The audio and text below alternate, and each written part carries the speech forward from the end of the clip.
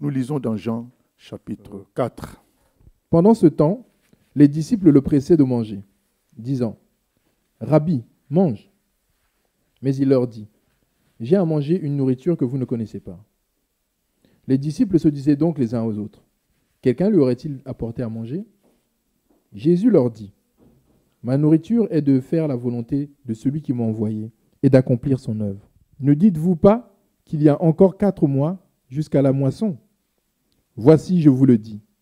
Levez les yeux et regardez les champs qui déjà blanchissent pour la moisson. Celui qui moissonne reçoit un salaire et amasse des fruits pour la vie éternelle, afin que celui qui sème et celui qui moissonne se réjouissent ensemble. » Plusieurs Samaritains de cette ville crurent en Jésus à cause de cette déclaration formelle de la femme. « Il m'a dit tout ce que j'ai fait. » Aussi, quand les Samaritains vinrent le trouver, ils le prièrent de rester auprès d'eux, et il resta là 2 jours.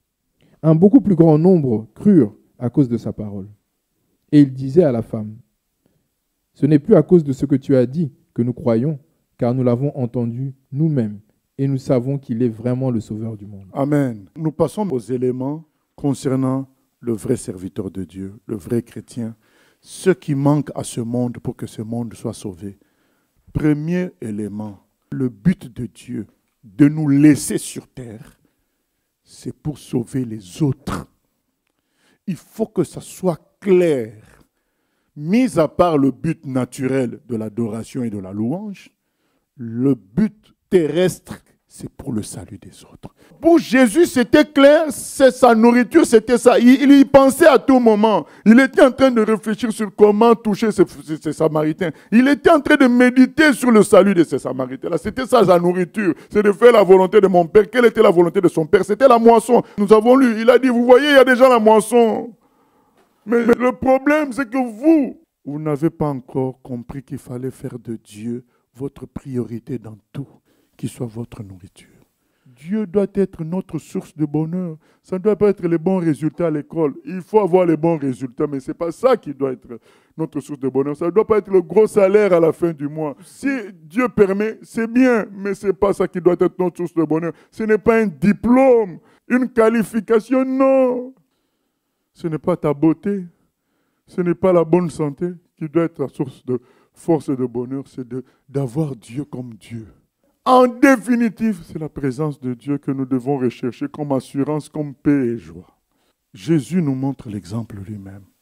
Un autre exemple qui est vivre pour le ciel et ne laisser rien du tout freiner ta mission. Et je donne un exemple pour que ça soit clair. Jésus, quand on est venu l'arrêter, qui le trahit?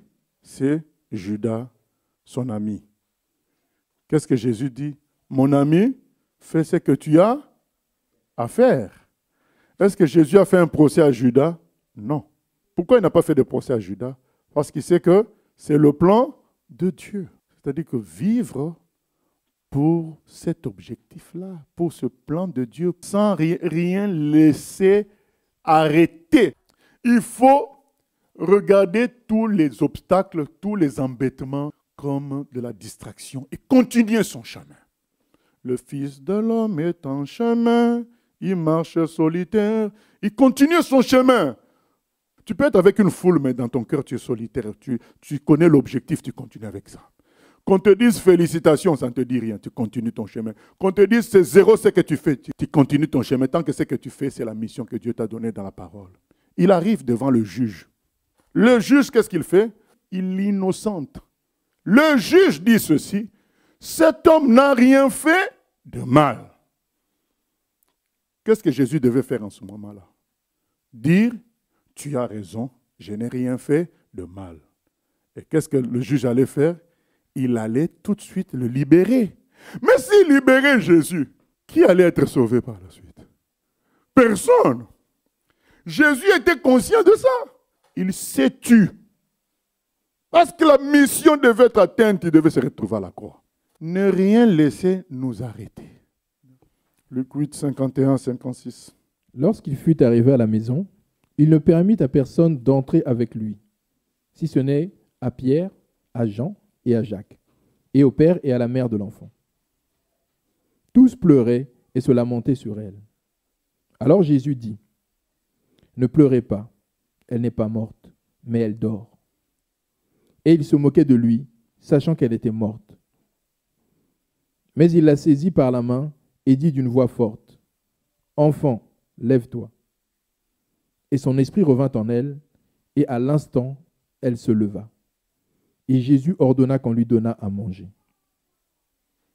Les parents de la jeune fille furent dans l'étonnement, et il leur recommanda de ne dire à personne ce qui était arrivé. Bien-aimé, la question qui est ici, c'est pourquoi il n'a pris que Pierre, Jacques et Jean. Ah, pourtant, ils étaient 12 les apôtres. Il n'a pris que les 3. Vous savez, bien-aimé, un autre paramètre, c'est une foi bête, une foi totale en Dieu.